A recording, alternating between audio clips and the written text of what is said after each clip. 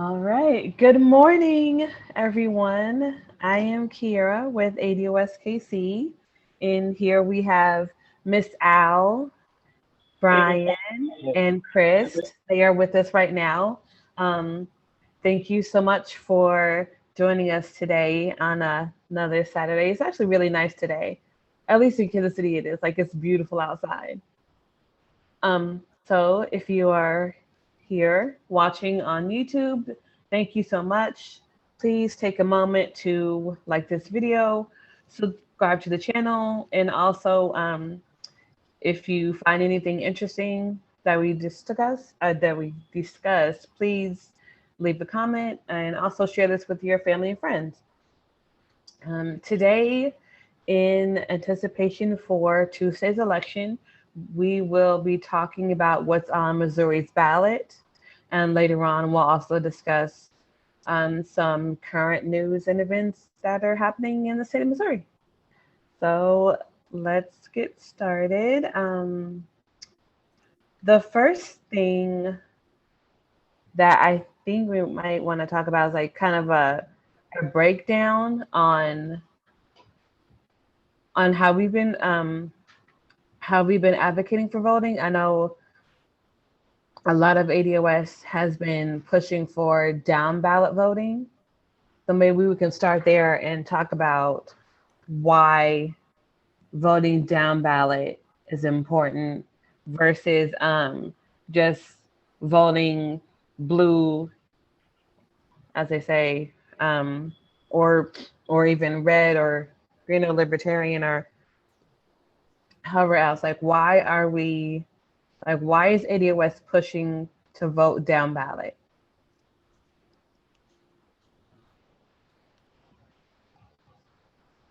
All right, and that's the question. If anyone wants to jump in and give their thoughts on it, feel free. All right, go ahead, Miss Al. I say it's a tool. We're using it as leverage, just to show the Democrats um, the power of our vote. We're going to withhold the vote as leverage to the Democratic Party. That's all I have. Yeah.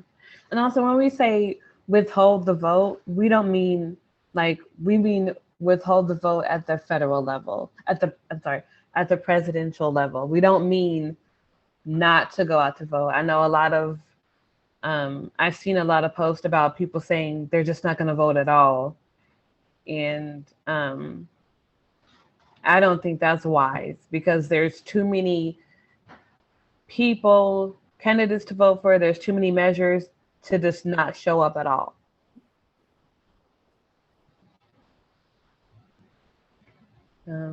Just my take on it is voting down ballot requires us to be informed about what candidates are running, their positions on certain issues that affect us, as well as what measures are to be voted for that affect us as well. So it kind of requires us to be all in, and an informed voter is so necessary, especially in today's time. So that's my take on it.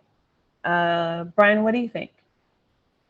Yeah, I agree with that. I'm curious to hear what you all think as to how successful that messaging is within the ADOS community. I mean, do you think that most people are going to withhold their presidential vote, or what? I mean, I absolutely agree with the notion of making a choice not to vote, whether not to vote period or not to vote for specific candidates, is as much of a right as deciding to vote. So I wholly support the strategy. Then back to the original question, do you think that people are going to withhold their vote? And I will be totally clear, I'm going to vote at the presidential level. So what do y'all think? Do you think that people will, or does anyone want to share whether they plan to withhold at the federal level or at the presidential level?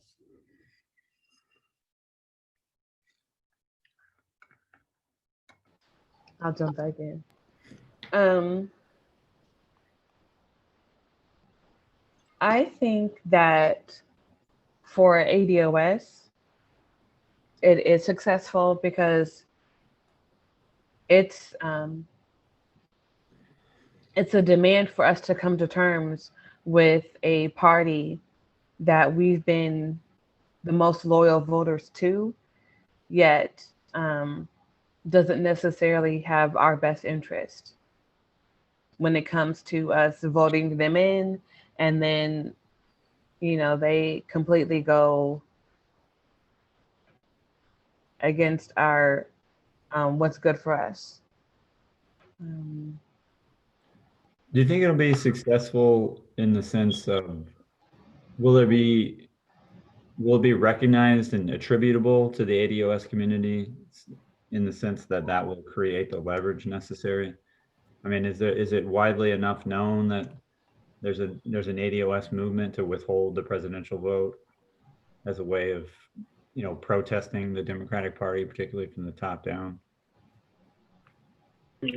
I mean, I'll say honestly, I don't think so. And that's just because I feel like the media has there's only so much access the ADOS has to the media. Yeah. So the media can spin whatever is going on in whatever sort of way that they want it to be spun to create a narrative to fit whatever sort of narrative that they're looking to promote. However, that may not necessarily be the actual reasoning behind what ADOS is doing. So I don't know. I feel like if there were to be some sort of stalling out of the vote or something like that, and actually I just to kind of be a little I guess to kind of think on it a little further. I mean, we're already fractured kind of in that some are ADOS, some are SH foundational FBA, some are in Cobra, some are following with Ice Cube and his thing. So like I don't think that we move enough. As much as we talk about we're not a monolith, I mean that'll be one of those exemplary exhibitions of us showing that we're not a monolith, because some will do something and some won't. So I don't even know if it'll be enough to even to hit the meter, to be quite honest. Yeah.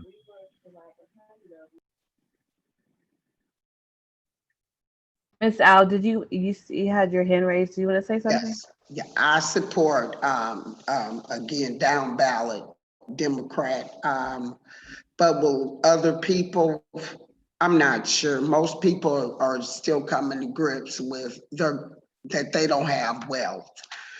I'm not sure, but the message is out there. That's all we can do is, give the information, but I'm not sure, but I'm hoping, but I'm not really sure.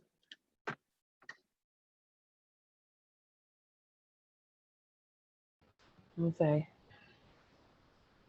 I think as far as I mean, we don't know exact numbers for who all associates with ADOS, the movement in voting down ballot. We it's kind of like all we really have is the media to rely on. I mean, of course, we can all share the messages with our family and friends, word of mouth. But as far as having an idea of our true numbers, we don't. But I don't know. Sometimes I'll see certain articles and I'll see certain posts. I'm like, oh, you know, I'll hear like interviews about, and this is just like from like regular ordinary folk telling like, the Democratic Party hasn't done anything for us, and they need to address our issues. I'm like, oh, okay, So there's that, but then other times I see on the other side I see certain Black ADOS say, or Black Americans saying, well, we got to get him out. So I'm like, well, so there's still like a lot of narratives being told that kind of don't give us a clear indication of just how far the ADOS message has been spread. So I don't know. I don't know. Is there any formal messaging from the top, like that, or any high profile people explicitly saying, you know, we're encouraging the community to abstain at the presidential level,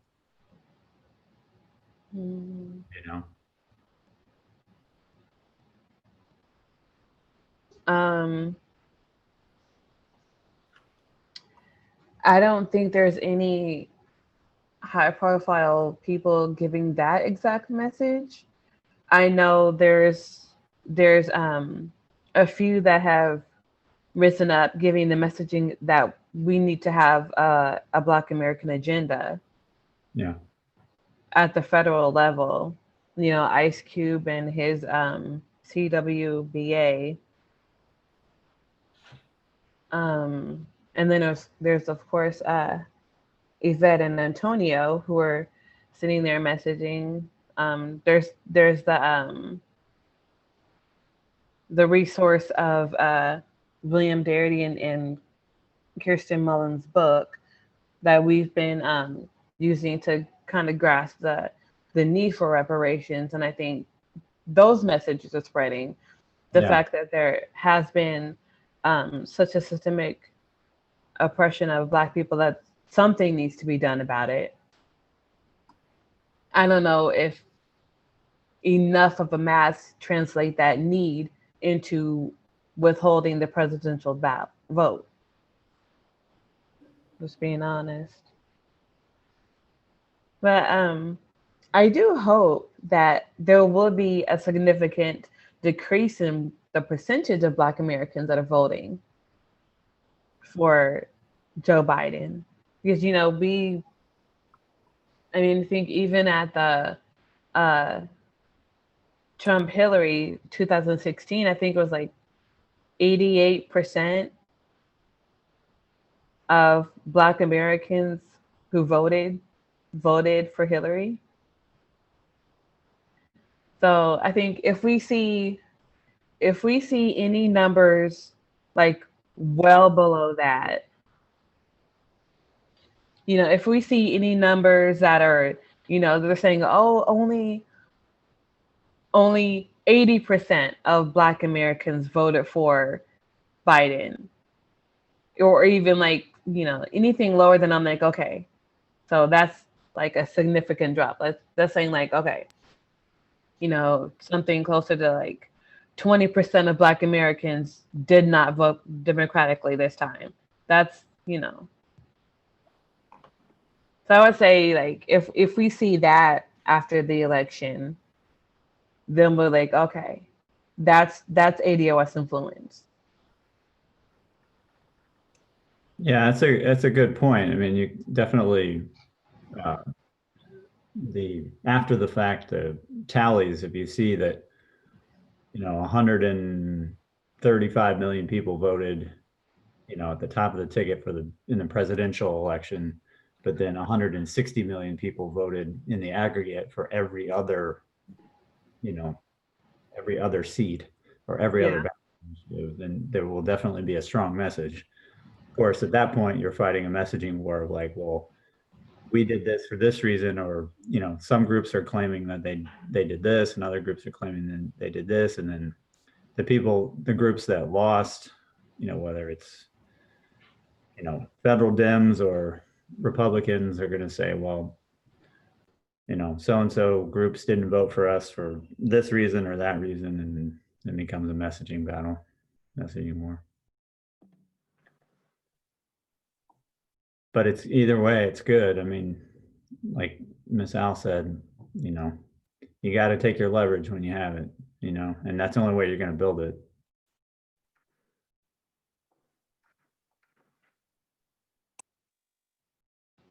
All right. Good morning, Layton. What's happening? My bad, y'all. Hey. I'm late. So we're in the middle of a discussion about this upcoming election. Right now, we're talking about down ballot voting, what it is, and why ADOS has been advocating for it. Mhm. We just we're kind of right now we're in the midst of talking about evidence of ADOS influence as far as what the numbers will be, like how many Black Americans will actually vote down ballot. Um, I don't know that we can have a like a litmus test or like a measure until after the election, of course. But just like what I get from social media, I think what I have seen translate, a lot of people are comparing. They're saying, okay, we know Trump ain't nothing, but what exactly is Biden doing? You know, like what? Because most of us, especially Black men, I've seen here lately a lot of Black men being on some fuck Biden type. Like we don't get it. Like I see a lot of support from sisters for Kamala, but with the brothers, it's very indifferent from what I be seeing. And I think it should be because one thing I do see that's I think will be an issue in what we have going in terms of how the election is going to turn out. In the past 2 weeks, I've been seeing pushback from Black men to Black women. Like I don't know if it was the View, but whoever Claudia Jordan is with, that group of people, they was pushing back on Cuba about the contract with Black America, saying that where it wasn't anything in there for Black women. And I don't remember the plan being gender specific. Like from what I remember in the plan, it was just this is for Black people, and they was like, but it's nothing in there for Black women. And it's like, when did Black women become excluded from Black people? Like, you know what I'm saying? So I'm seeing a pushback, and don't get me wrong, I definitely, women have their struggles and the things they go through that definitely needs to be addressed. I don't want to, act like that's not a real thing, but I am seeing, and I think the people that are saying this, like, what is it? Yvette did a great show last night on, I think it was, no, it was Tone I was watching. Tone did a show on Alicia Garza, which is one of the founders of Black Lives Matter. And so she speaks, she doesn't speak currently upon ADOS or anything, but she speaks a lot to patriarchy. And, because I think she's gay. I think she's married to a trans man, I believe. And so she speaks a lot about patriarchy. She speaks in the Black space, but her father was actually Jewish. So when she talks about all her experiences growing up and the hardships and the issues that she had with her father, it's you have an understanding like she's talking about a Black man because she's phenotypically Black. Her mother is Black, like ADOS, I believe. And she speaks of these things. She speaks, not super derogatory, but you can definitely tell she ain't fucking with patriarchy. And then it's like your problem ain't with people that look like me. Like your problem is with people that look like your daddy. And so, like, when you look at what she speaks on and the fact that she self-identifies as Jewish, she doesn't self-identify as Black. She identifies as Jewish.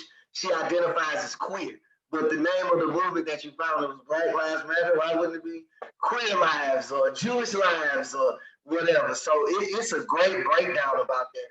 Like I say, Tone actually went into the details. Y'all know how we do this. We read, we research, we find the articles. And I think this is important to what we speak about when we talk about ADOS turning the corner because you have people that don't self-identify as Black, but then they carve out a space and essentially grift into a position of power. And then we have women on the ground who think, oh, she looks like me, identity politics. So she's going to fight for what I'm going through. The hell she not. She don't know nothing about what you're going through. Because I think Alicia Garza's real name is Schwartz or something like that. But we'll see. I just want to comment on that Black Lives Matter. When Ferguson erupted, we had churches protesting. There were mothers like me protesting. where Black Lives Matter came in and just snatched what was going on, I have no idea. Everybody was out there. You had grandmothers out there protesting. And the fact that that movement was just grabbed, like you said, by someone that doesn't even identify as ADOS, that is just so alarming. That's the comment I have as far as Black Lives Matter. As far as what went down in Ferguson, it was ADOS out there protesting, of all strata of ADOS, young, old. So that's the comment on that. And that Black Lives Matter. It's a shame. With that, Leighton, you mentioned that there have been differences in ideology. Black men are kind of over the Democratic Party, while as Black American women, at least some have been showing support for Kamala. But we still like ADOS has a message that we are united. Black men, Black American men, and Black American women are in the same position. So do you think, I mean, within the ADOS movement, there's that messaging, but outside of that, do you think that those differences will result in different percentages of their voting? Like, do you think Very much. more Black American men will vote down ballot versus Black American women who will still vote in to see Kamala win? And I'll pose that question to everybody. Okay. I think from what I see, it's a little unclear because another point that I've heard in one of the shows. So it's okay. So it's like 42. I think it's like 42 million Black Americans. 32 million at ADOS. So with that 32 million, I think the way they broke it down was, I think it's somewhere between, out of 22 million working age Black ADOS people, I think they broke it up, 11 million. I think they said 12 million is women, 10 million are men, because it's more women than men in America. So they broke that up, and then they also went into break up working age. So they said out of the 11 million, like the 11, 10 million Black men, you had to take away, I think, a couple million for elderly and children. Because, anybody under 18 can't vote. Anybody over a certain age probably not going to vote. So when we're looking at working age Black men, those disparities are very different. Because I agree with you, I do feel like there is a Black male presence in the Democratic Party, but we know by pure numbers there are way more working age Black women working than there are Black men. And also, when we look at the wealth disparities, or the income disparities, let's say, because our wealth disparities are similar.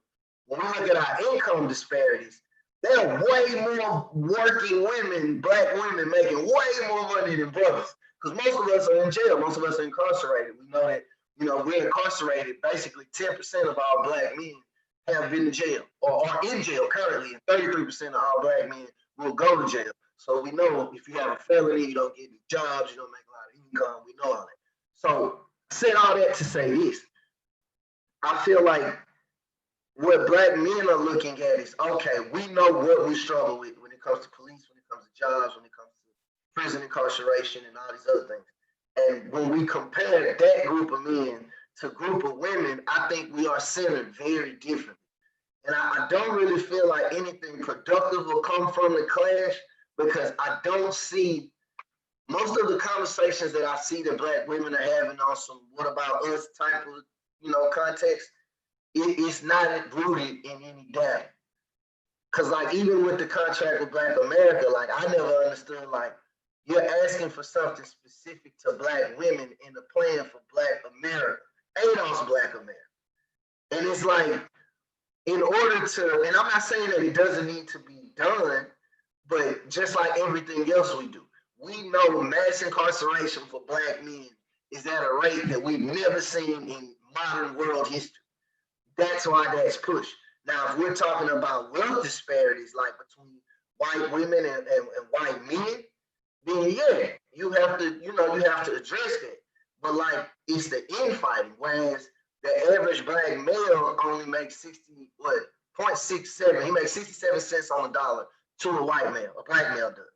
A Black woman makes 63 cents on the dollar, compared to a white man. And that 4 cent difference is basically negligible. Because in every other concept, the men makes about a dime or 20 cents more.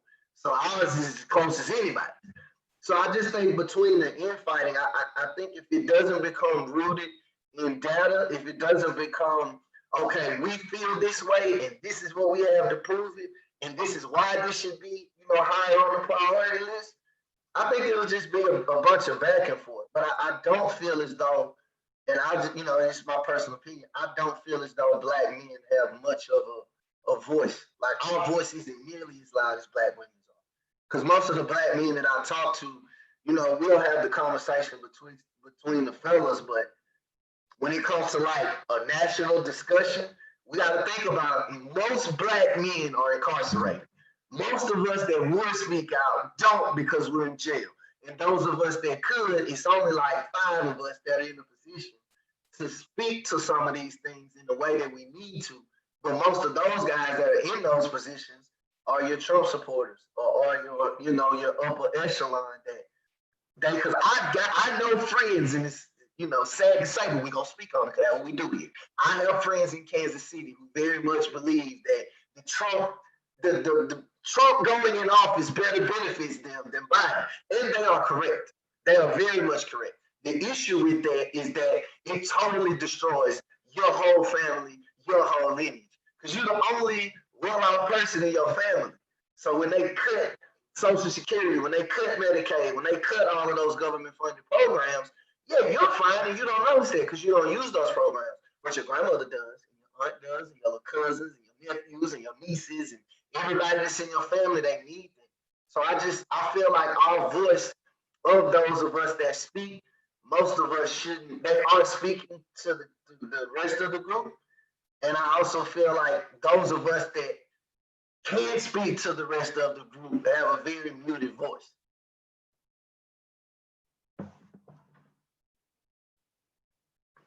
That's it, my bad.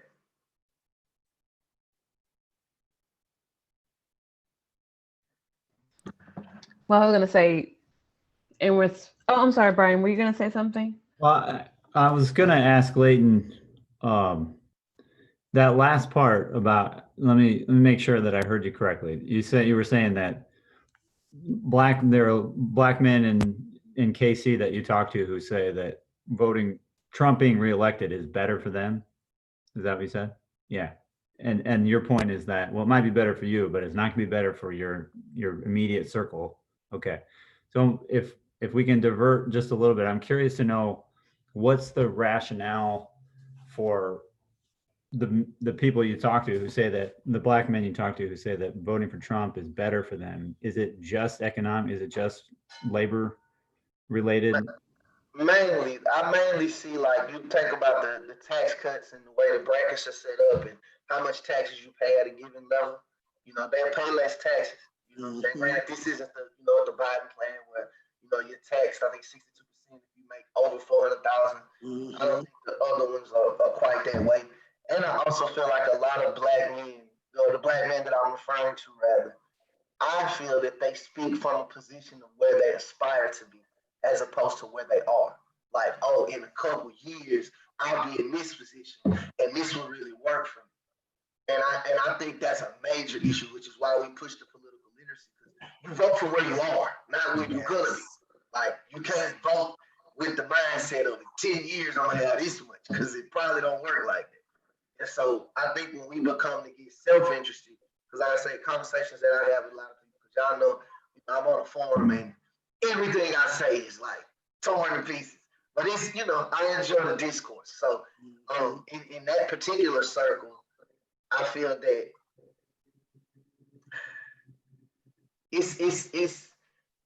seems to be more dim based. Like the people that aren't are anti-Trump, that don't believe in what Trump has going on. When we turn to look at a Democratic conversation, it's more about, to me, Democrats winning the election than the policies that those Democrats are pushing for your particular community, which makes me feel like we don't understand politics the same. Because you're pushing for all of these Democrats to be in office, and none of them have any policy that is specific towards you. And it's I will say, like a golden rule of mine. And like I said, definitely push back on me, y'all, if y'all feel differently, because we definitely need to be on the same page when it comes to You don't fix the Black condition in America without specific policy, and you don't fix the Black condition in America by including other groups in the fix. Like it's impossible, because how we got here didn't include nobody else, and how we got here was just specifically towards us and only for us. So that's how we have to get out. So with that understanding, a lot of what I hear is, we have to be bipartisan. We have to combine with other groups, and nobody ever pass the reparations agenda because we're a small minority of people. And like a lot of that stuff that I hear is just like, well, if that was true, then Somalis wouldn't have this. If that was true, then the Jewish wouldn't have that. And if that was true, then the Japanese wouldn't have this. Like, I could go on and break it down. Like, everybody has done what we're trying to do has been done a million times. It's just never been done for us. So I think for them, I see a push for Democrat. But like that, like the article I shared with everybody the other week, we haven't seen any progress, what I'm saying, from 1968 until the present. So that's what we've been doing. We all vote Democrat. We've all been voting Democrat. And without that policy, it's not going to make a difference. But I do feel like it's a big, and like we talk about, and I can't really see any more plain than this. I believe 90% of the ADOS community is politically illiterate. I very much agree that they don't understand that being politically engaged and voting for this agenda and making sure. Well, hold on. I think because you're kind of getting into another territory, like another topic. So I'm gonna give Miss Al a chance to jump in. Okay, yeah, go ahead. Yeah, it's about that down ballot, Democrat. With you guys, I had to hurry up and read a lot of stuff about the candidates, but without the ADOS education, I had no idea that I didn't know. This is going back to what Layton said. I was so ignorant, reading, just going to their website, reading what everybody said. My ignorant mind, I thought it all sounded really well, and I was a diehard Democrat. But with this ADOS education, I go on there and I cringe. They're all saying the same thing, closing the wealth gap with job opportunities and loans, again, which we know is a lie. I guess right now I'm so disappointed. I may only vote on local issues. I know we said down ballot Democrats, but when I went and looked at the governor, lieutenant governor, everybody's is echoing off what basically lift every voice. So that's my disappointment with the governor, lieutenant governor, and all the other offices we have to vote on. It's so, how can I put this? I am so amazed. They put no effort towards Black people. I guess ADOS people, there's no policy. So that's my comment. It's worse than what I thought it would. I went from being ignorant to being appalled. So thank you. I'm actually gonna jump in here. When we were talking earlier about the differences in ideology between Black American women and Black American men, I think that within that, what ADOS is saying is like like the government needs to address what it has done to Black American men in this country. And with that, it would take both of us, men and women, to rise up and say no to our elected officials, to our candidates. You have to address this. Um, and I know like there's not a lot of that conversation within Black America, but within ADOS, the kind of like subset of Black America, you have us identifying with the fact that America, of all the things that America has done to us and that they need to be fixed. I would definitely say that outside of chattel slavery, one of the biggest things is in mass incarceration because it stole millions of Black men, Black American men, out away from society. It Yes. ruined families. It plundered any type of mass political power that we could have. That needs to be addressed. And I would hope, or I would actually think that we'll eventually get to a place where we're saying mass incarceration needs to be fixed. These men need to be made whole. Yeah. All right, I'm not sure who raised their hand first. Oh, Al, you can go. That's fine. Well, my point is, this is going back to that 94 crime bill, which is directly related to that atomic bomb that was dropped on Black communities, which was the crack epidemic. That I cannot emphasize enough how that crack was an atomic bomb in the Black communities. It did more than gentrification and whatever. And as a result, we ended up with that 94 crime bill. That's all my comment. And I agree with what everyone is saying. Thank you. So like well, I had a question, I guess, in the comment. One, I've been engaged in a couple of conversations that actually tries to disprove that the 86 and the 94 crime bills did not lead to mass incarceration. And I just don't think they're logical, because when we look at, since 68, the Black male incarceration has tripled. And a big reason why that triple was the word, like I said, the way the crime bills were worded, it was more so about arresting people than it was actually, solving the crime. And so we argue that all the time. But these are some of the guys that I talk to that will argue, no, Joe Biden isn't the cause for mass incarceration, despite the fact the things he said and the laws he's passed. And I'm like, you just missing it, and that's why I just kind of move on.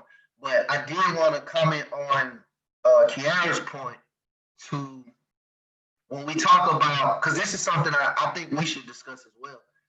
When we talk about Black male incarceration, and we talk about, we know Black men are locked up ridiculously high. We know all the statistics. I don't feel, well, I'm wondering, is it better to push the Black family as opposed to the Black male perspective? Because one thing that I think about when I look at the incarceration of Black males, he ain't the only person doing that time. You know what I'm saying? He's a father, he's a brother, he's an uncle, he's a husband. We suffer in the real world because of that too. So I feel like the Black woman, Black children, the Black community, although not incarcerated, they suffer greatly because, like, y'all, them phone calls is expensive. I don't know if y'all have called somebody from jail lately, but that's an expensive phone call. And then, like, everything you got to put into, like, putting money onto their books, and you're already in a poverty-stricken area. Like, that's why I personally feel like I'm not sure if we should so much push, hey, we have an issue with Black males, because when you push the Black family issue, we can hit our points. Not only do we hit the laws that incarcerate the Black men, but we also look at the effects of his incarceration. Now we have these single parent households. You know what I'm saying? And we know that the statistics show, like, single parent household children grow up a lot differently than two parent household or two income household children. So I feel like while as being a black man and understanding all of the pressures that happen to black men in America, I feel like as ADOS, we need to stay on the collectivism. Like, yes, black men are locked up at ridiculously high rates, and that, you know, it affects black women in a way that's detrimental. It affects black children in a way that's detrimental. So it's not just when we fix black men, everything will be okay. No, we have to fix the black family. We have to fix black men. We have to fix black women. We have to fix, elderly black people, ADOS black people. We have to fix ADOS children. Like, it's a whole bunch, because if one thing affects the other, I think in very specific ways. So do y'all feel as though we should push the different issues in terms of black woman issue, black male issue, black child issue, black elderly, or just push the whole situation?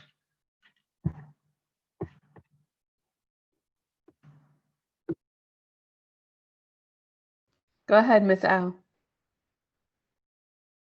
Oh, hold on, you're still muted. Okay, what they normally do, if we push the individual opposed to the family, you think we'll end up with more social programs with the NAACP if we address the family individually, would they turn it into another social program opposed to giving us legislation? Like My Brother's Keeper, what is that? Black Girl Magic. I don't know if that's another social program, but I'm saying they have a tendency to turn, instead of giving ADOS legislation, they'll turn it into, again, a social program with the NAACP or the Urban League. I think what protects us is our political literacy, because like when we get the My Brother's Keeper initiative, at this point, we said no, we tried that. You didn't attach a budget, that didn't help, and here's the proof. Because black male incarceration didn't go down, unemployment didn't fall. Nothing that matters to us changed with those type of programs. I think when we push the black family, we also push what we push now. This is the agenda. This is what we need fixed in order to fix the issues for us. We need, massive prison industrial complex. We need prison reform. We need when we look at the federal jobs guarantees, we look at reparations and redlining and gentrification, and all of the things that we have in there, we know how to fix our problems. And I think that is the political literacy that we have gained in our community. That we're not asking you, we're not coming in here saying, hey, we're broken, we need to be fixed.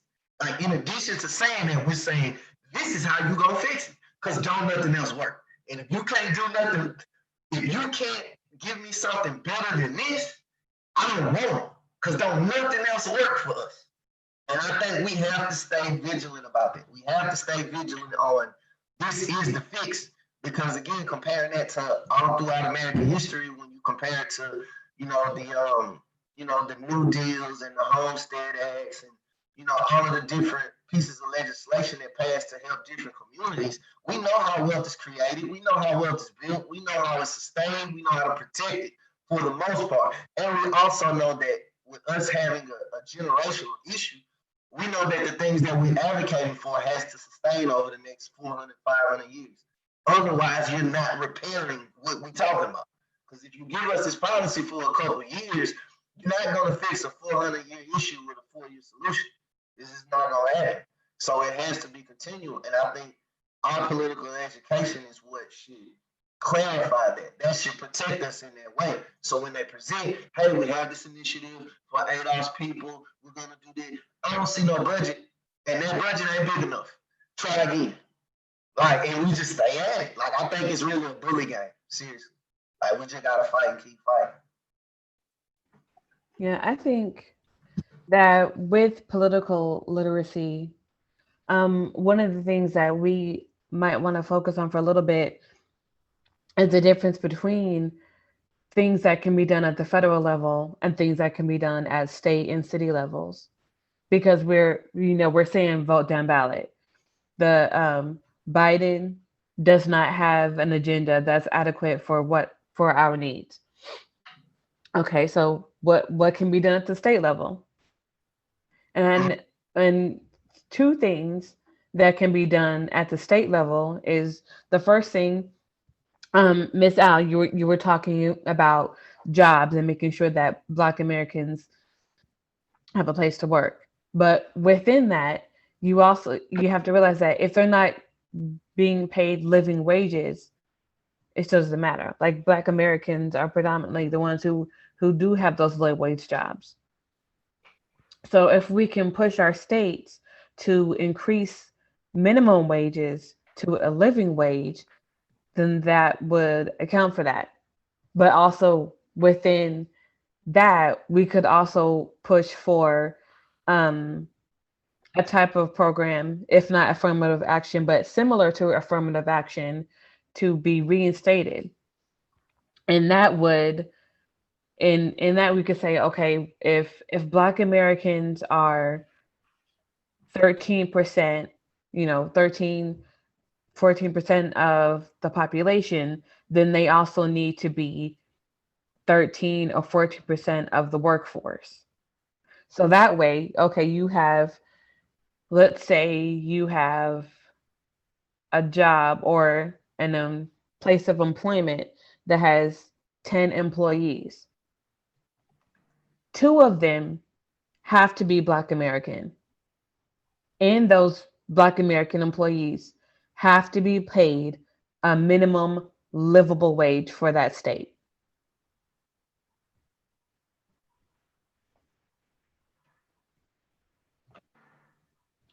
And again, that is not reparations, but it can help Black Americans at the state level. Voting for a local governor or a local mayor who supports that would help us. Something that we can do is push our governor or push our local representatives to support those initiatives. That's something that we could do with down ballot voting. And I'm gonna. Oh, that was it. So what do, I guess when we talk about advocating on a state level, I guess what are the proper channels? Cause so like something that I think about, when we look at the that report that we got from the Urban League, I think it was, that basically, it looks like everything that we do on a national level, but statistics were broken down for Kansas City. When we begin to advocate for our community, what are our avenues? Like, do we just, city representatives, state representatives, governors, school board, national, those type of organizations? Is that who we target? Is that who we press? Is that who we apply pressure to? Yes. So I think I have to do some research on it, but I think it's either Los Angeles ADOS or Chicago ADOS is pushing for an affirmative action plan for their city or their state.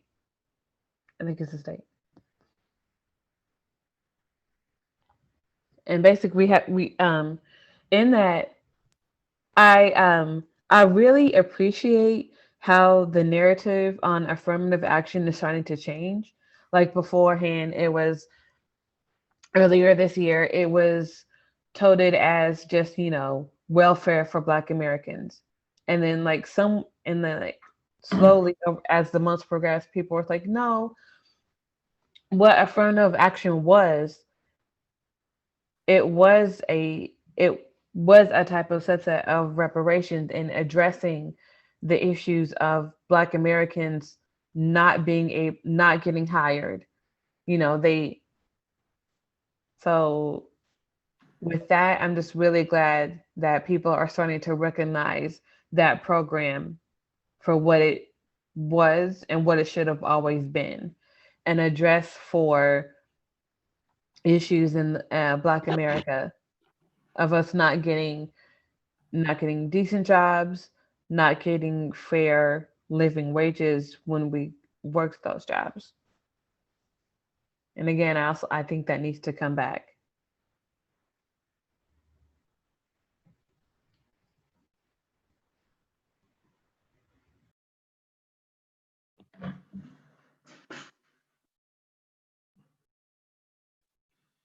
I dig it.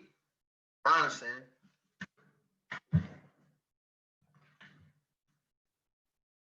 Okay, so well, you guys ready to go through the ballot? Yeah, man, this is gonna be interesting. I'm kind of nervous because we were actually talking about this earlier. Brian asked a question about how does he think ADOS are going to vote, and I'll just answer now and say that I'm kind of like along the lines of Miss Al. I think there are certain candidates at the state level which I'm just like I just don't agree with their politics, so I'm going to skip over them. Just being honest. So even though we say vote down ballot, that does not necessarily mean that you have to like, check every person down ballot. It means that you're an informed voter. And before we go into the details of the ballot, maybe it's a good time to talk about down ballot voting on a more abstract level. Particularly, I feel like we're at a crossroads, or we're at an intersection between, you know, like we talked about earlier, the power of withholding a vote on a line by line level, within the ballot, and the power of advocating on a local or state level as being more effective to like day-to-day goals, week-to-week goals, year-over-year goals than the federal level. And so I'm curious, and Kiara, this to a certain extent, I'm sure you noticed that I was tracking your back and forth with Toriano Porter about Alicia Kennedy potentially being the first lieutenant governor, African American lieutenant governor in the state. And so I'm curious, like, and again, I'll lay my cards down. Like I plan to vote for Joe Biden. I have no desire to vote for him beyond avoiding 4 more years of a situation that could be really devastating for this country. And I feel the exact same way about Nicole Galloway.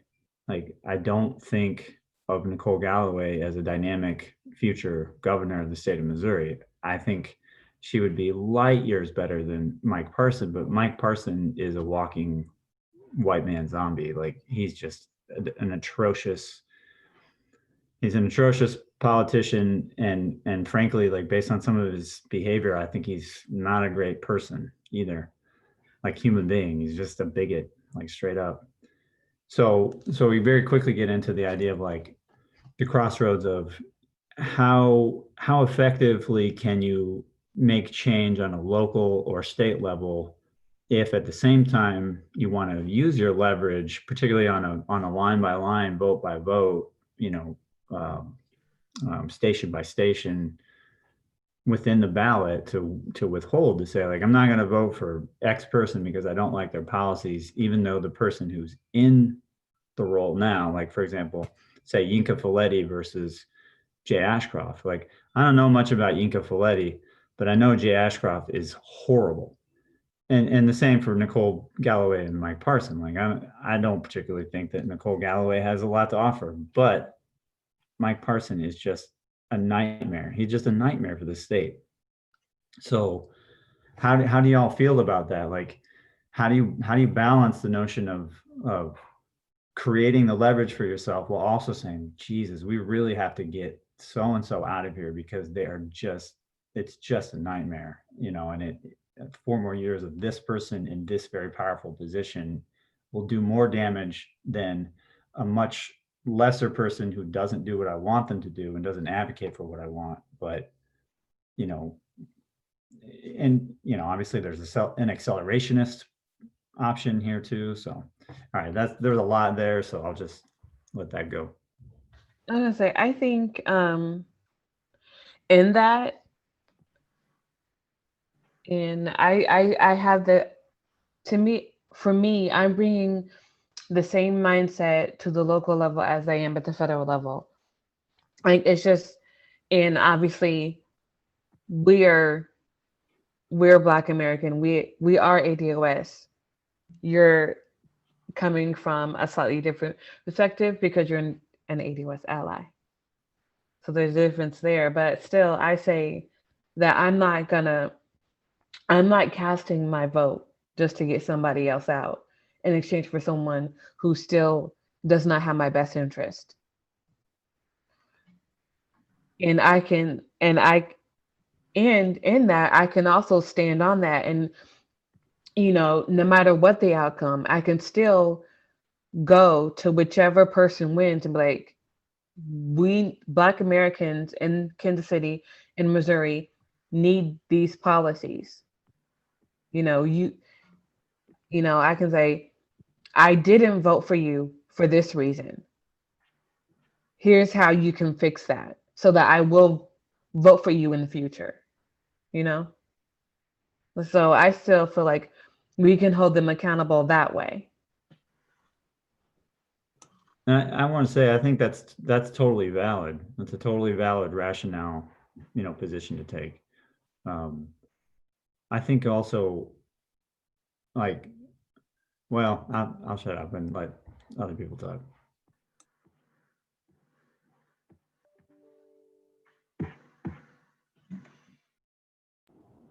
Layton, did you want to jump in? Or Chris? I'll just say, I feel like, we wouldn't have that ability to, because you were saying like, hold them accountable, I guess, or work with them to show them how, they can earn our vote.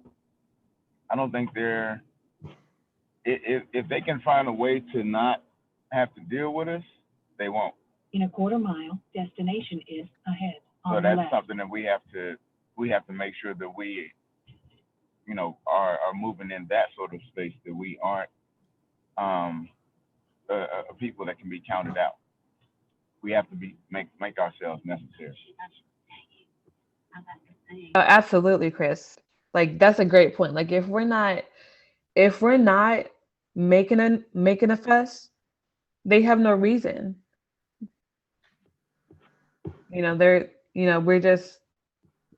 We're just a person that didn't vote for them. But if we come to them with our reasoning behind it, then we're still in the fight. We're still saying we're still here. We exist, and we have issues that need to be addressed, and here's how. So definitely, like we can't just say like, oh, we didn't vote, and that means that somehow we're not, we can't expect to be able to or have permission to hold a candidate accountable after they win because we didn't vote for them. No, I think the governor has the responsibility to all of the residents of the state, whether they voted for him or not. He can't just say, oh, I'm only going to be for the people who voted for me. I think it's important though to recognize that, and I don't want to put words in Chris's mouth, but I think maybe what he was trying to say also is that you have to recognize that Mike Parson does not agree with that notion. Like he does not believe that he's the governor. He can say what he wants, but he doesn't believe he's the governor for all people.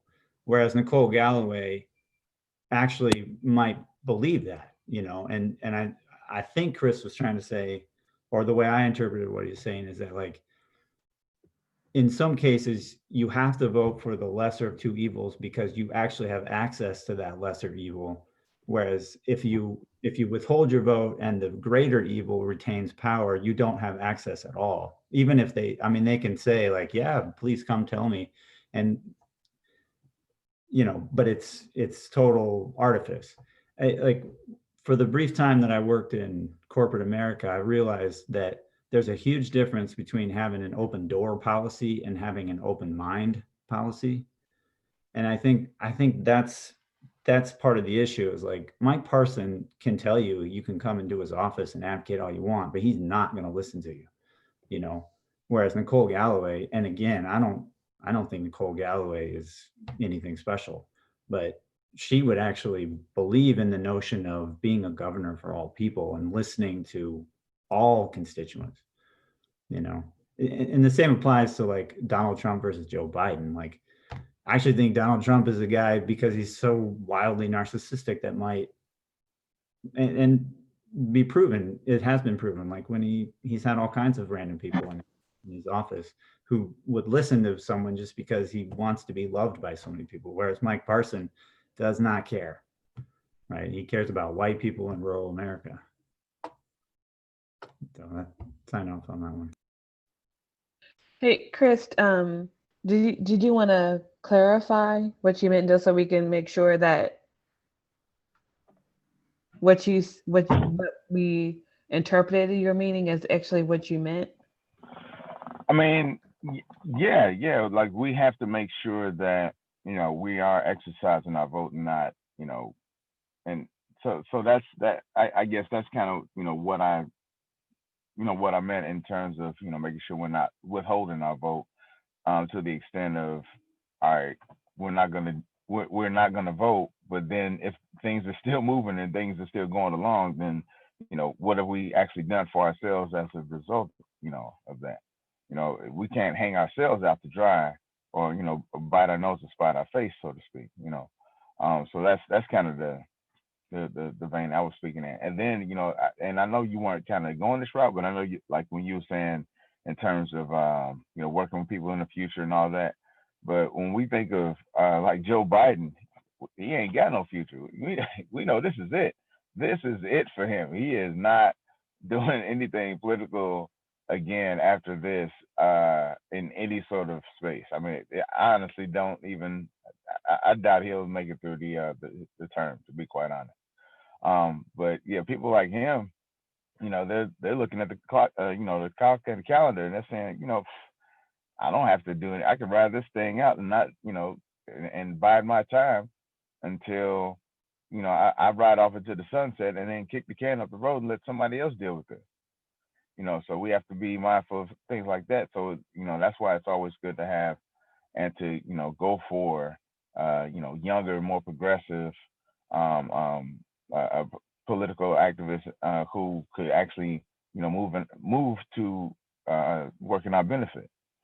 So I actually was speaking with Nicole Galloway's, one of her aides, Ella, I think was her name, through text a couple of days ago. And, I was asking, I said, well, maybe I'll support her, but what's her stance on reparations? So then she kind of went on this whole like all lives matter version of reparations, saying, well, what about natives? What about the Mexicans? What about, and I'm like, wait, hold on. Like, I'm talking about for us. Like, what are you doing right now? Like, ain't none of them other people in this conversation. No one else is even brought up in this conversation but me. And all of a sudden you have to bring in all these other people right now. So that was kind of an interesting way that they were kind of turning that thing. But I'll say it didn't. She didn't say anything to make me feel like, well, this is something that they even are really aware of, because she kept saying the word. What did she say? Hispanics and Mexicans and Orientals, and I was like, wow. Some of this verbiage that you're using is kind of dated, which lets me know that you don't even talk to those communities.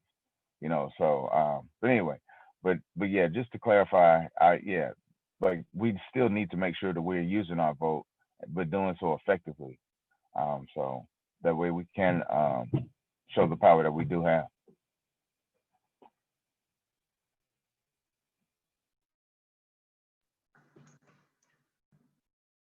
All right, Leighton, you have something? Yeah, I think, man, to me, this is one of the moments where, I always feel like, how I view things and how I understand things is always a little different. And a lot, and maybe to me or maybe to you guys, it seems radical, because I've definitely gotten that a lot, especially out the past couple of years. Kind of speaking to what Brian was saying, like, we know Trump ain't hitting on nothing. And, Biden, it will be, like, I believe Biden is definitely better for America than Trump, for sure. Like, hands down. I think my issue becomes when I compare ADOS America under a Biden administration to an ADOS America under Biden administration, it's the same bullshit. I don't see a difference, me. And like, that's one reason why I can't vote for Biden. Like, Joe Biden is literally taking generations of my people smooth off the planet for the most part. And to me, Malcolm has this analogy where he talks about placing a hand on the oven. And he talks about if the iron on the oven isn't really hot, you can put your hand on it for a little while and you're like, hey, this is warm, cut this motherfucker off. Like, my hand getting a little hot. But if that iron on that stove is like, red and it's burning, you can't get your hand up off of there fast enough. And so politically, the way I understand politics and the way I understand how things work, and what I look at more so, what am I willing to sacrifice? Right? So if I vote for Biden, what am I sacrificing? If I don't vote for either one of them, what am I sacrificing? I personally don't feel like putting Biden in office does not increase the wealth in ADOS America. It does not stop Breonna Taylor from getting shot. It don't stop Tamir Rice from getting shot. Nothing changes in our world. And I think from how I see it, and again, this is where I definitely feel like I go super left from ADOS. And whenever I talk about it, I always try to make sure that I express this because I don't feel like this is an ADOS thing, what I'm finna say. And I don't ever want it to be misconstrued. I don't care if this motherfucker burned down. I don't care. Like, people are feeling something we felt for 400 years. It hurts, and it's supposed to hurt. You're supposed to be confused. It is uncomfortable, but we've been uncomfortable. I'm tired. Uncomfort is such a normality in our world, in my world, that when I see it happening to other people, I feel very indifferent. Because that's how America has felt to my pain and my suffering. And I would even go so far as to say America continued to encourage the suffering and the discomfort of my people in order to advance itself. So we put this on Black America to be a bottom case so that America could, flourish and become what it has been. And it's at this point that I'm saying, I don't give a fuck about your elections. I'm gonna vote. I'm gonna participate in the electoral process for sure because I have to. But I don't care if all this shit burn the fuck down. I personally don't. It doesn't bother me as much because like that's my little cousin they put in that casket. That's my grandmother who died from COVID. Like these are all my people that died from these pre-existing conditions, and I associate all of that to politics. I associate all of that to the continuations of slavery, to Jim Crow peonage, convict lease, and all these things. Like it's a state. I don't feel like I'm not on a plantation. Like I feel like I'm in the house. I'm fine, but everybody in my family is in the field, and I want to burn it all down. You know what I'm saying? If not say cause a civil war, nothing to that aspect, but it's not going to directly benefit my people. I don't care if all of this shit burn the fuck up. Because what's not gonna happen, I'm not gonna continue to sacrifice my vote and sacrifice the life of my people and my family and my community for the betterment of America. I've made that sacrifice for 400 years. In the words of Fannie Lou Hamer, like, if I can't have it, you won't have it either. Because I built it. And it's disproportionately mine, if we really want to talk about it. I don't feel that no other person in America is more American than ADOS America. Nobody has remotely sacrificed what we sacrificed. And when I look at the Joe Bidens, and this is, to give, I guess, Brian a clear, or everybody a clear view of my perspective.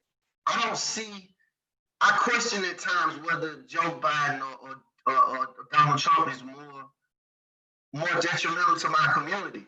I mean, we know what Trump has done the past 4 years. There's no question about that. I don't think white America or even black America for the most part understands the detriment Joe Biden has caused to black America. Like, he is the reason, like we talk about mass incarceration, he's a big part of it. And the government is a big part of it. Our elected officials are a big part of the condition that we're in. So when Chris has this conversation with, you know, some of these elected officials, and they begin to bring up, you know, these other minorities, who are you talking to? Because I'm not talking about them people. I'm talking about the people that were murdered, raped, and worked these lands to create all of the wealth that America owns. We're not having the same conversation. And it's like, I'm to the point now where it's like, I'm past the cordialness. I'm past the listen. No, you're gonna either give me what you owe me, or nothing that you plan to work is gonna work the way you think it's going to. Because I'm gonna be on the front steps. I'm gonna encourage my people not to elect people that's not gonna do nothing for them. Because I feel like the reality of the matter is, even if every ADOS person in America voted for Joe Biden, we would still get fucked for the next 4 years unless we advocate what we need. Just like when he puts out the Lift Every Voice and Sing plan, and then he additionally puts out the African diaspora plan. What that says to me is, I'm going to target everybody except you, because black immigrants benefit from the Lift Every Voice and Sing plan. I don't benefit from the black diaspora plan. So how is it that the black diaspora get a whole agenda, and I can't even get you to recognize me in any piece of legislation? So to us, I look at more so what the sacrifices is going to be. Like, what do I sacrifice by voting Biden? What do I sacrifice by voting Trump? What do I sacrifice by not voting for none of these people? What do I sacrifice by not voting? I don't think not voting is a sacrifice that I'm going to make. But in terms of, you know, voting for candidates that's the lesser of two, I guess the best way I understand it, or the best way I can explain and communicate that, like, okay, so Brian, you were breaking down, you know, your views on Trump as opposed to your views on Biden and the access that we have to Biden to make change, right? So how I understand it, when you say, well, I'm going to vote for Biden, you know what I'm saying? Because I better get change out of him than Trump. What I understand is that decision was made by us for the past 400 years. We've always voted the lesser. Well, this person don't seem as racist, so maybe we can. I'm doing all these fucking maybes. Ain't no maybes. You know what I'm saying? I love this one interview, Tupac has, when he talks about, you know, these people on the other side of the door, and they got these fruits, and, you know, the food is plentiful, and people outside are hungry. And he's asking, like, hey, you know, could you spare some bread? You know, and you see him throwing food everywhere in the background, and there's plenty of resources everywhere. And it's like, after a while, I'm not gonna ask you no more. I'm just gonna kick down your door and take all your stuff. Because I know you took it from me. I know there's my food in there. Like, that ain't your food. I'm not coming to take nothing from you. I'm coming to take what's mine. And I'm to a point where I'm good on that. And I don't know if that's because we see it differently, but like, I see the effects of who is in office by how my family back home lives. Nothing has changed in our community in over 30 years. And I don't see it changing without what we're doing right now. So to me, it doesn't make a difference in the world that I'm in and the world that I come from, because we make less money, we get prosecuted more, we're getting shot in the streets, we don't have a future. Is this enough? It's all you're back on the wall. Because as soon as, you know, this wealth drops, because we're already at $1,400, you know, they predicted black wealth would be zero in like 30 years, but with COVID, I'm more than positive that's sped up significantly. So it's like, if we don't make this happen, there is no tomorrow, there is no later maybe. We're like the Dravidians in India. I think we should all, I'm gonna try to see if I can find up an article about Dravidians in India, how they talk about these are the ADOS people of India, and they are permanent undercates. Like, they're called untouchables. People don't touch these people. And I very much think that's where we're gonna go. Like, because our judicial system, our justice system doesn't protect us. It uses us to benefit the country the same way it used those people. Now that it doesn't have a use for them, they're just in the streets.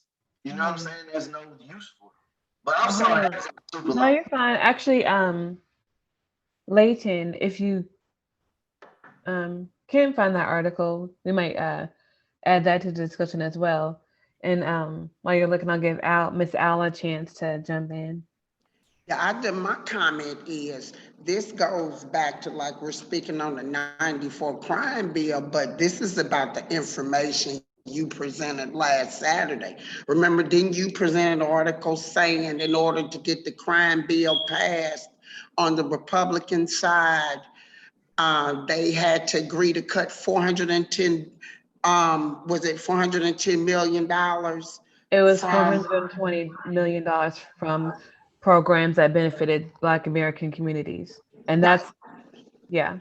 Yeah, that's the comment I wanted to that, how that crime bill had that trickle down effect with Black American. And I'm bringing that up to say we're always taking a loss when it comes to policy. It's bad enough that they don't want to give us policy, but they're quick to take away, like with their funding, they'll quick to take away money from the Black community, opposed to, I guess, the war bills, or bills that fund war or anything associated with the military. That's all I had to say, because the article you presented came to mind, how policy is manipulated on our backs. That's the comment. Thank you. Right.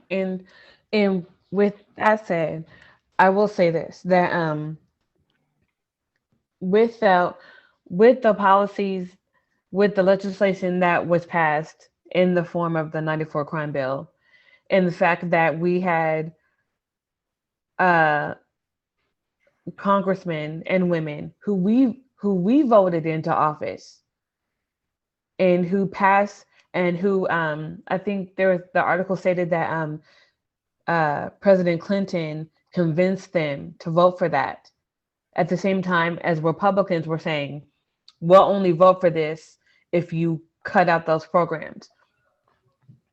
We we have every right to hold those people accountable, to saying, look at what you did to us after we voted you into office.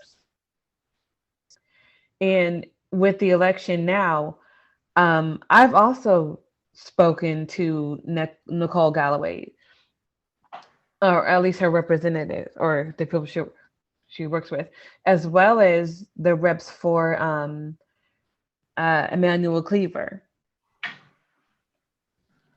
and Alyssa Kennedy in private. And I've said to all of them that in order for me to feel comfortable voting for you, I need you to support reparations for Black Americans at the federal level. You know, if you say, Nicole Galloway, for example, if you're going to say you have a Black agenda, you need to add support for ADOS reparations in that agenda, and then I'll vote for you. She can do that, but she hasn't. So from my perspective, I'm like, okay, it's just a simple statement. I will do what I can to advocate for Black Americans to get reparations. But she hasn't done that. So I'm like, well, if you can't do that, why should I vote for you? Yeah, that's simple. That's simple. So that's our perspective on it. I mean, some may say that Layton said it in a harsh way, but he's right. Why should Black Americans cast their votes to save a country that has done all it's done to us? Why should we, as Black Americans, vote for the lesser of anything? We need to vote for reparations. All right, go ahead, Layton. So something I wanted to speak to, because I generally hear, you say it's so harsh, like you talk really hard. Like I hear that No, a lot. I said some may say it's harsh, but like I Yeah, said, I agree with what you said. and that's I what know. exactly why I want to speak to like our YouTube viewers and people that that watch the show that don't know us personally. Understand when Joe Biden is on that Senate floor, he's talking about passing these 94 and 86 crime bills.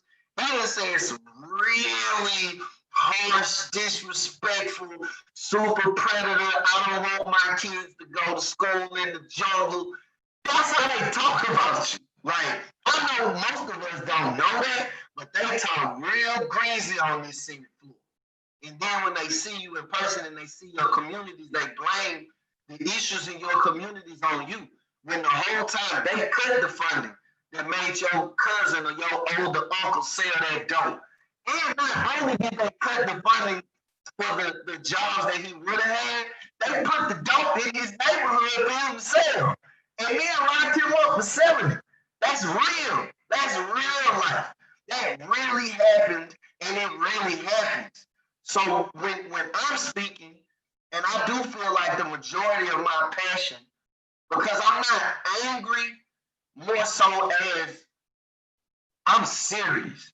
Like this ain't just, political engaging for me. It ain't that for me. For me, I see the effects of this. I am an effect of that. So now when I know who to point this finger at, oh, I'm gonna give it to him. And I'm gonna keep giving it to him till I ain't got no more to give. And I know that's what I feel. And like I say, I try to be really, I try to really differentiate when I'm on some me stuff and when I'm on some ADOS stuff. But for me, that's what that means to me. These people do us bad behind closed doors. They cut these budgets that we survive on. And now I know about it. And I'm gonna hold you every part of accountable. Because you did this. And I don't want to hear what we didn't know. I don't care if you didn't know. I don't care. You're responsible. Either you gonna fix this, or I'm gonna get rid of you. Because you work for me. And that's how I feel about any elected official, whether I voted for them or not. Because my tax dollars pay their salaries. So either you gonna do right by me, or I'm gonna burn all this down. But that's just how I'm coming. And not burn it down, I'm gonna take it to the streets. I'm gonna burn it down though. Because I'm gonna take it from the inside. I'm gonna take part in the electoral process. I'm gonna advocate, I'm gonna lobby, I'm gonna send those articles, I'm gonna throw it in the comments, I'm gonna be at your front steps once this corona stuff is over. You gonna give me mine. You gonna give me mine. You gonna do right by my people, because my people they're old. They're old. And you gonna pay us what you owe. Just like I said, Fannie Lou Hamer is one of my favorite activists. And when I go back and I look at these older activists that were in the 60s that were advocating, these people wasn't playing. They wasn't soft about it. It's the same Killmonger argument where the way he went about it was wrong. No, you don't get freedom without that. You don't ask for freedom. You take it. So we're gonna have to take it politically, intellectually. We're gonna have to take it. I very much believe that.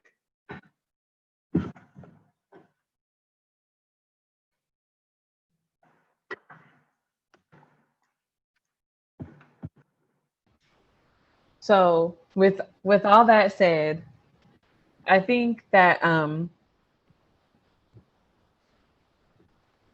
so the overall question was, how do we go about pushing for an agenda of what we need when we don't have people in office who would necessarily support those measures?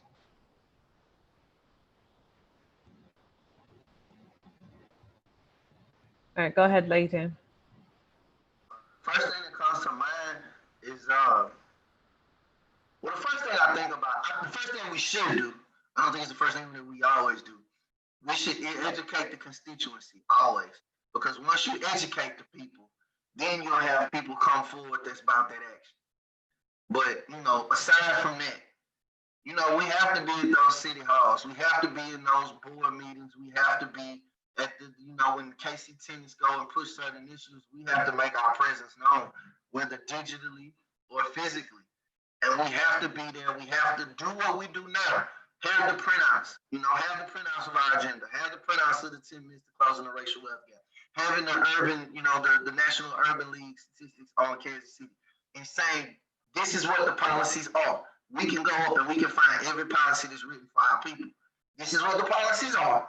This is what we need to say. And if you can't do that, I'm not telling nobody to vote for you, because they're not going to listen to you because they don't know you. They know me. I look like them. We have the same lineage. We understand it's the same. They understand what I understand. So you're going to talk to me and get this vote and, give us the policy and the agenda that we need to get this vote. Or I'm going to take this big group where everybody eats the truth, start all these black people, and we're going to go over there. Because if you ain't going to give it to us, they might. And we just keep going around until we find what we're looking for. I think.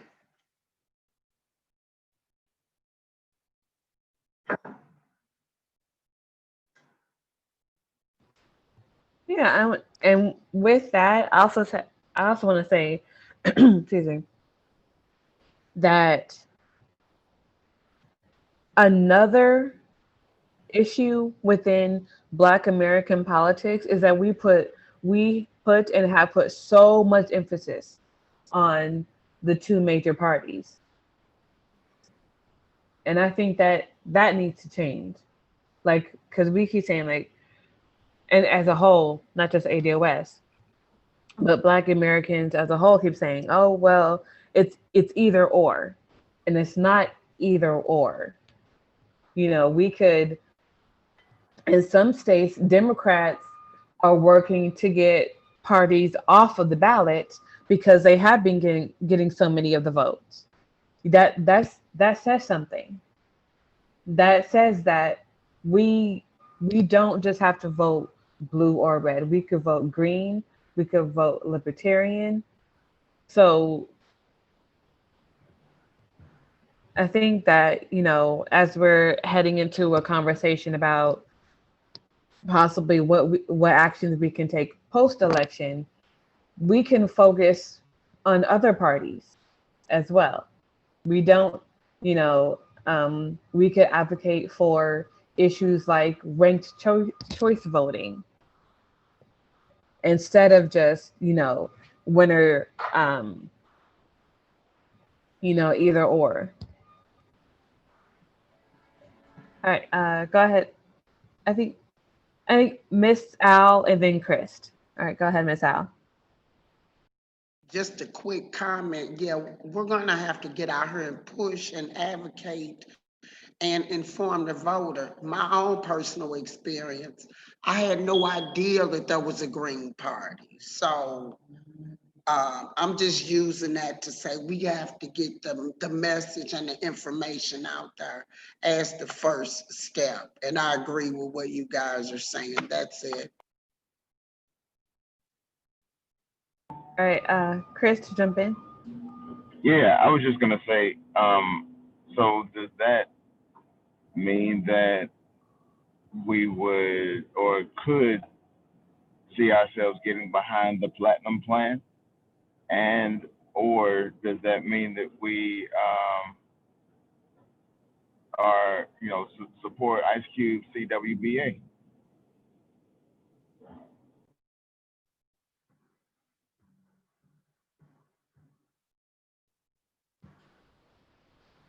The answer is,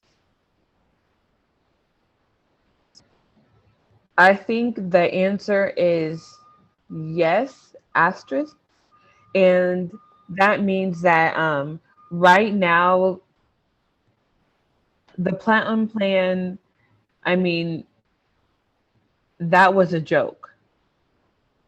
If you actually went through the plan, it was just like the Lift Every Voice plan. So I would never say we need to get on board with that. Ice Cube coming into the mix of that and getting some adjustments to the Platinum Plan. Yes, that's great. That shows that, we have people with huge platforms who can advocate for some major and actually get things done on that sin on on that side of it. But even within the CWBA, it still didn't hold the specificity that we need.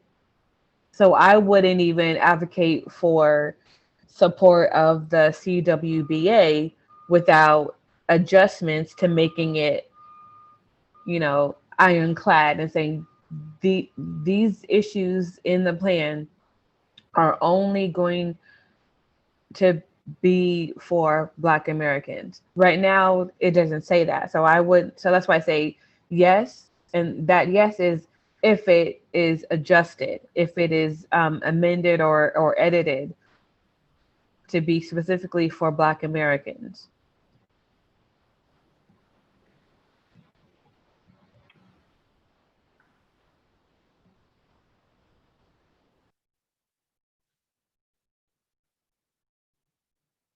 Go ahead, Leighton.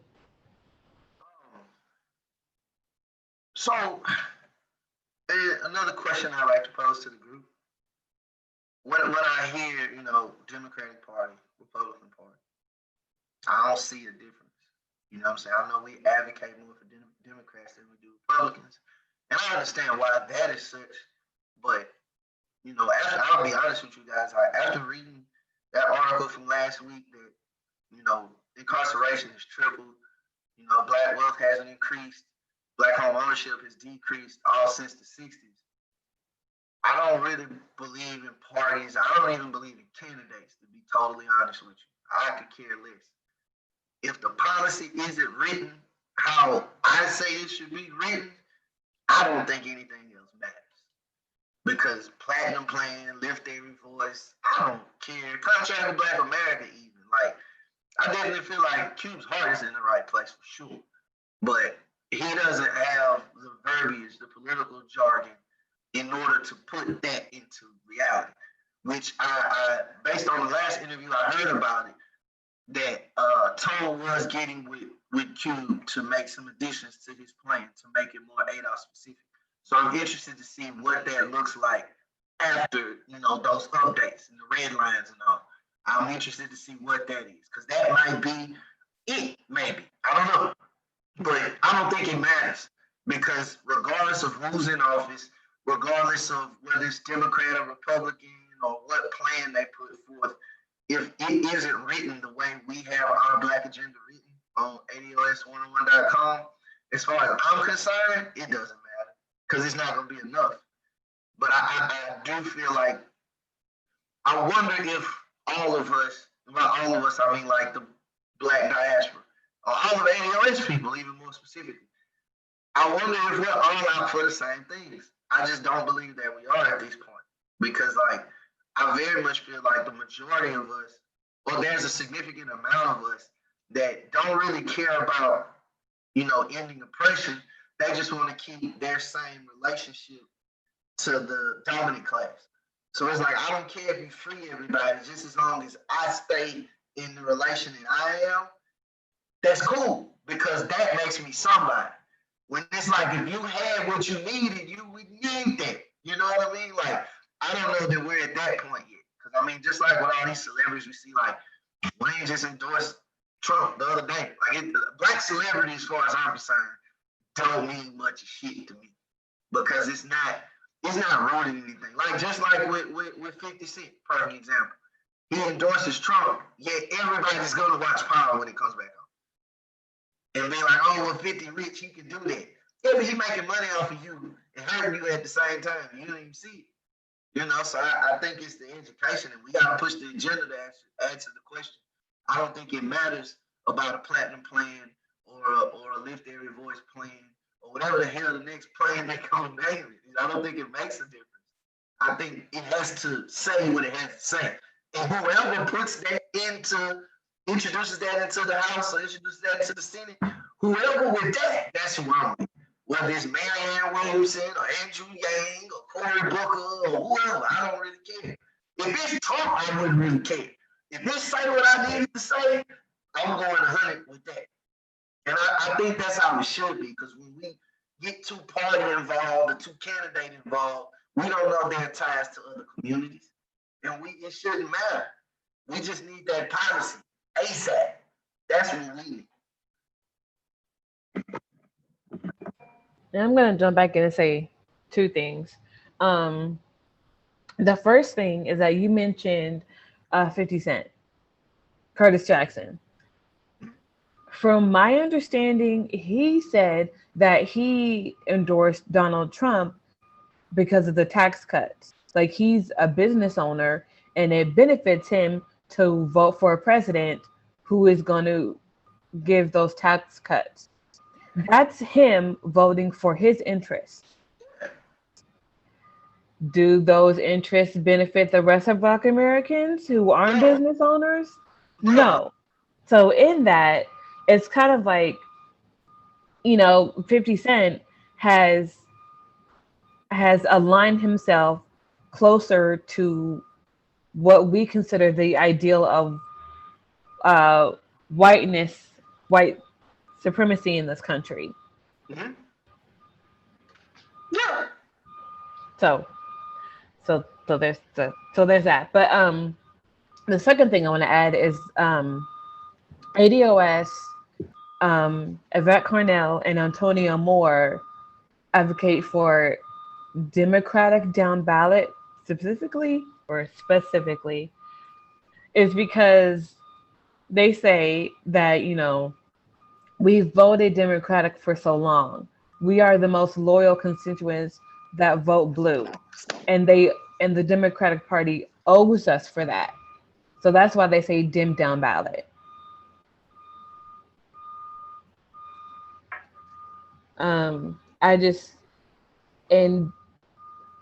I agree with that the Democratic Party does.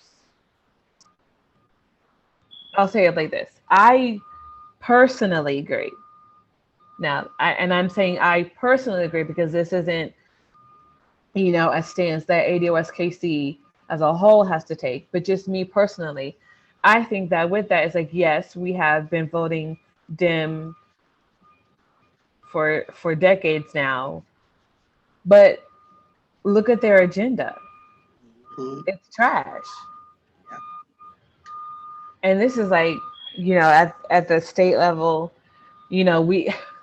how many of us have reached out to Rep. Cleaver, trying to get him on board with the edits that were needed in HR 40? We got crickets from that. So I'm just going down the ticket. I'm looking at, okay, mm-hmm. Rep. Cleaver is a no. I'm not so sure about Nicole Galloway. I'm kind of side-eyeing the lieutenant governor at this point. You know what I mean? So it's like, line by line, if these people aren't for us, even though they are Democratic, if they're not for us, yeah, what are we gonna do? At the very least of being in support of reparations, what are we voting for? Yeah. From how I see it on that grand scale. I was gonna say something else. And also with that, like I said, we do have multiple parties that we can vote for. We're not just looking at Democrat versus Republican. And I think we need to keep that in mind when we say we need to hold the Democrats accountable. We need to hold them accountable in saying that we can vote Green, yes. We can vote Libertarian, we can vote for whoever has our best interest at heart. And this is just me personally who thinks that. So now, and I'm gonna play devil's advocate here, right? Look, Kiara, why would you vote for the Green Party or another party and they can't win the election? Why would you do that? And I would say I am voting for who advocates for policies that benefit me. And I think this, at that point, is where the conversation no longer becomes political. I'm not gonna say, oh well, I don't think they can win. I'm like, no, I'm gonna say, look at these policies. these policies are good for me, I'm gonna vote for that. Which I think is the move. I just think at that point, oh, I'm sorry, Miss L, go ahead. You had No, no, no, no, no, no. I didn't want to interrupt. You was on your flow. You go ahead. Go ahead. Go ahead. No, I just feel like at that point, the conversation doesn't become, from my experiences, it's not political anymore. Because like when you say, hey, I look at these policies, I voted for these politicians because they have my best interest at heart, the things that I need. So then it becomes, well, they'll never win. So you voted for the bad guy. Essentially, is how that goes. Like if you don't vote for Biden, what they say, any vote not for Biden is a vote for Trump, which is to me politically ignorant. But that's where we at. So I kind of try to be prepared to have those conversations. But I feel like that's what they say. You know what I'm saying? That's the pushback I get. That's because that's been the narrative thus far. You know, we are just now within the past 2 years of ADOS being a growing movement saying the Democrats don't have our best interests at heart. We need policies that work for us.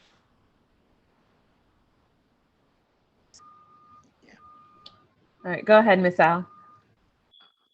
From my understanding, one of our strategies, since we can't build institutions, we can infiltrate institutions, like on the local level. As far as the Green Party candidates, we can make sure our candidates are elected in those spots. I see you guys have Green Party candidates on your ballot in Kansas City. We didn't even have a candidate. Like I said, I'm just became acquainted with the Green Party. But again, that's just, I guess, one of our goals as far as advocating and pushing. We have to, I guess, from the ground roots level, just infiltrate those offices on the local level. And I guess it'll be a push up until we can go to the state level. You know, and just basically build ourselves within an established party.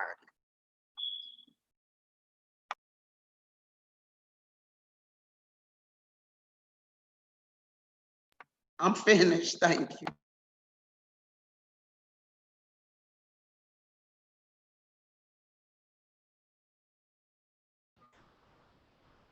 I agree. I would say that within that, the Green Party does have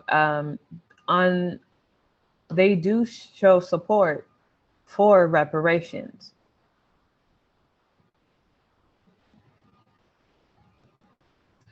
However, I will say that on Howie Hawkins' website, I think,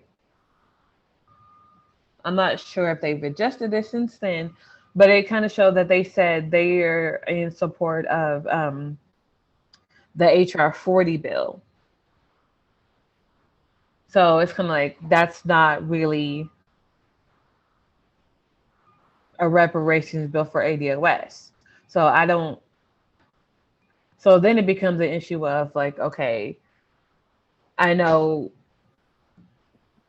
that ADOS did have a really large, huge role in getting multiple congressmen and women to support that bill and to get on board with that. So I don't know, like, okay, are some candidates now looking at that and being like, oh, okay, if I want to get the ADOS vote, I need to be in support of this bill. In which case, what we're going to have to do now is kind of go back on that and be like, okay, this bill isn't for us, so we need to support something else. You know, we need candidates who support specific reparations for ADOS. You know, it becomes a question of what candidates would do that. Not just saying, oh, I support reparations. Well, what does that mean? You know, when we I think of Cori Bush. You know, occasionally she'll put out a tweet and she says reparations. I'm like, well, what does that mean? You know, I think we need to start asking that question. It's not just saying like, oh, I support reparations. Well, what do you mean by that? You know, we need to start asking that question. And I will say, I feel like a lot of that I support reparations is I voted yes for HR 40. That's what the most of it looks like to me. Like everybody's like, well, I supported HR 40. And I was like, yo, that bill's been around for like 50 years. Like that's all you got. Like, Right. I need more than that. Cause and I think when y'all need to pay attention, Sheila Jackson Lee is supposed to be with Ice Cube this week to make those edits to HR 40. Be on the lookout for that. It's confirmed via Twitter. So whatever that means. I'm gonna jump in and say, did anyone else attend that reparations is on the ballot thing from NARC and Cobra? No, I didn't. Okay. Well, I did.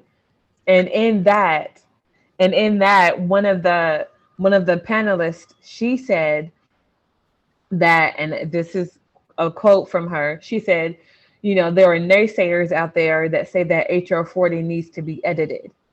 And then she said that that's not true. HR 40 can be passed right now as is.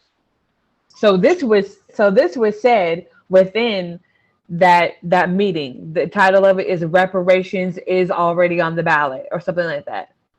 So that's where they are Right. with that HR 40 bill. So that's why I say Who said that? Who made that statement? I I will have I they said that attendees would get the replay of it, so I'll have to see if I can get that and share it.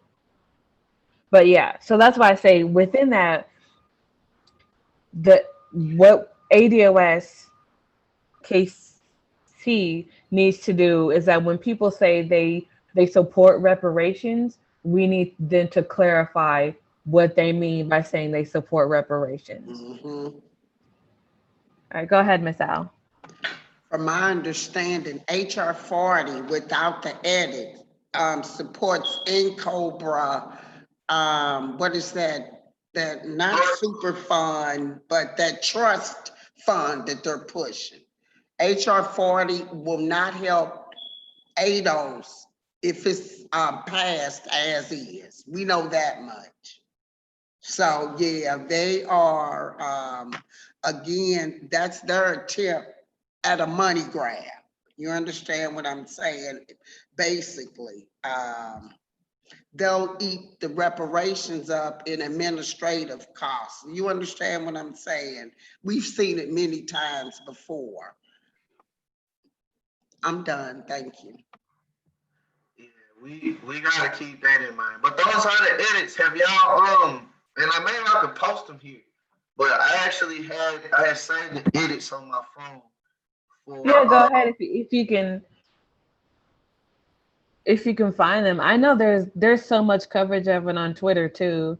If you want to screen share it, yeah, I'm gonna see if I find it because I just so thought we can talk about that and kind of, I mean, and it all kind of ties in because we're saying, you know, what does it mean to vote down ballot? How are we going to get the candidates who win to support the measures we need? And this is part of that, educating our politicians on the on what needs to be fixed with HR 40 and that it is not currently a reparations bill for ADOS. We need to point that out for sure. We need to let them know that we pushed and we pushed and we pushed. We campaigned for the necessary edits. Those edits have not happened. HR 40 is not a bill for ADOS. We either need this to be adjusted or we need a bill that is for us. So we definitely need to make that known.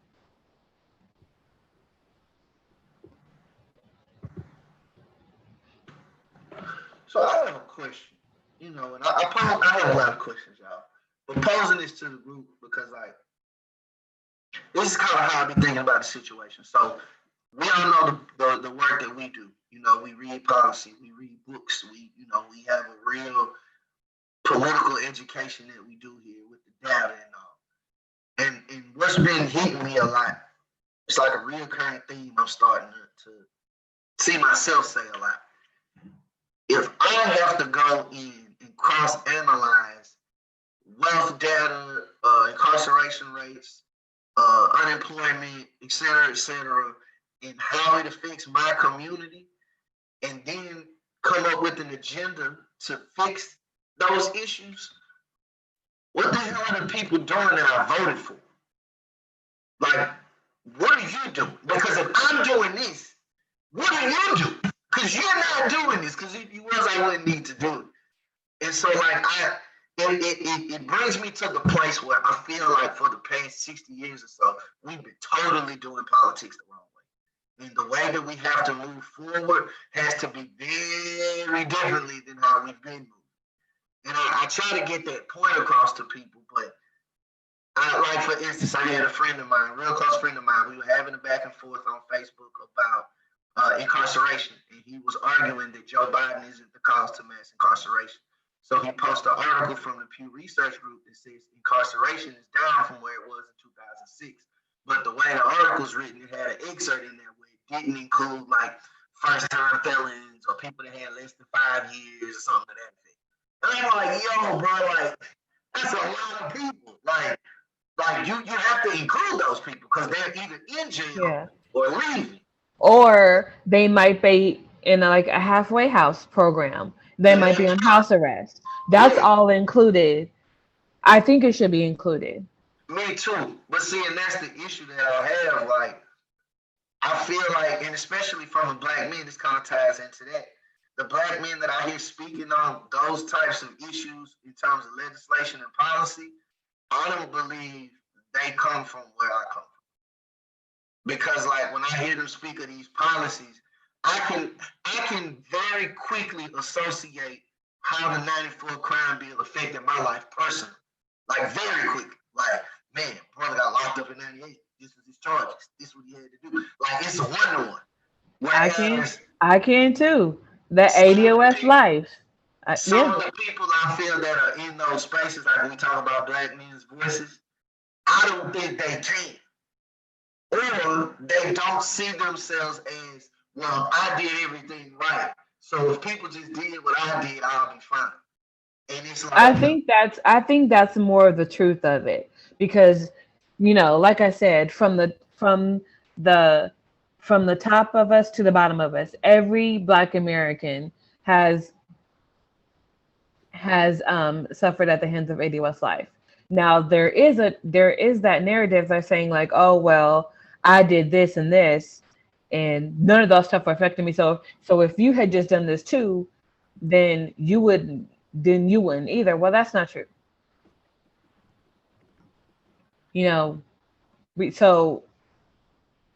So at least with our own people, we need to educate them and all the ways that this country systematically oppresses us. It's not just with mass incarceration, although that is one of the biggest issues. There are many layers to this system and how it's rigged against us. We have about 5 minutes left.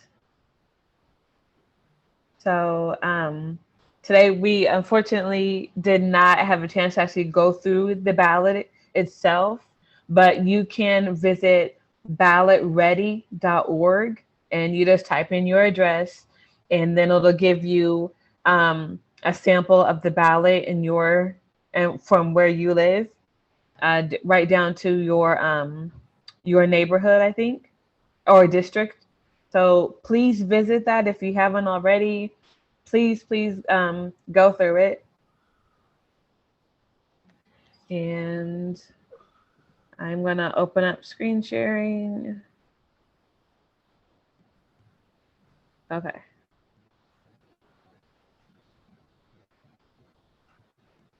All right, Layton, I opened it up, so it should work now. Okay.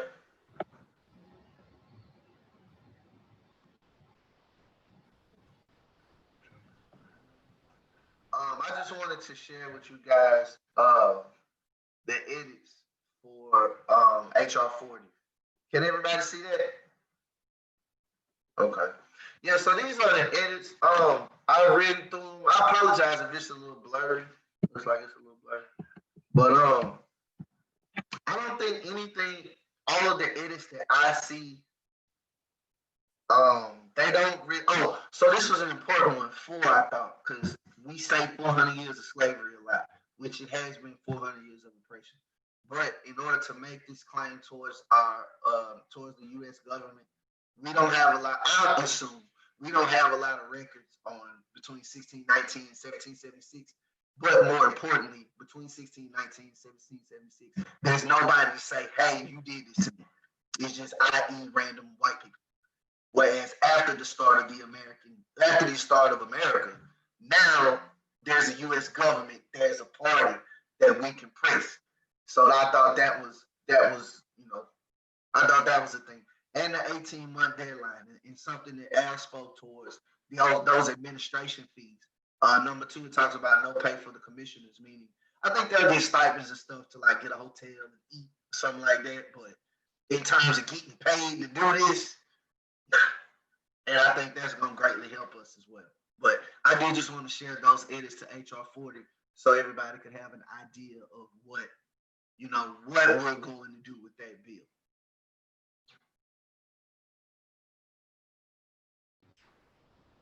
And I think in that, we also have to remember that something that you said earlier is the data has already been collected.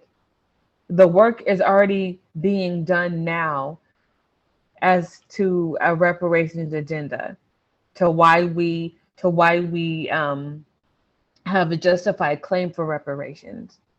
So what HR 40 is proposing is, on top of all the data that already exists, they want to go out and research their own. It's already been done.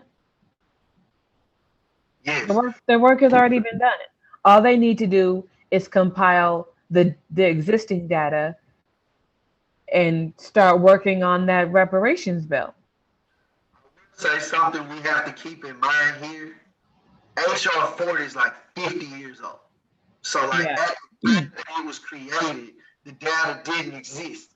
And I think they're trying to push that. Like, well, we have to go study this. Like, no, you didn't have this information because this bill is 50 years old and it didn't exist. But way after the fact, we have all of this data. And that's what I think is kind of a sleeper that I don't think people look at. Because this isn't new information. And all of this information comes from viable sources, Pew Research Group, Darity, et cetera, et cetera. Like, it's all going to be there. Speaking of which, do we get a time for Darity?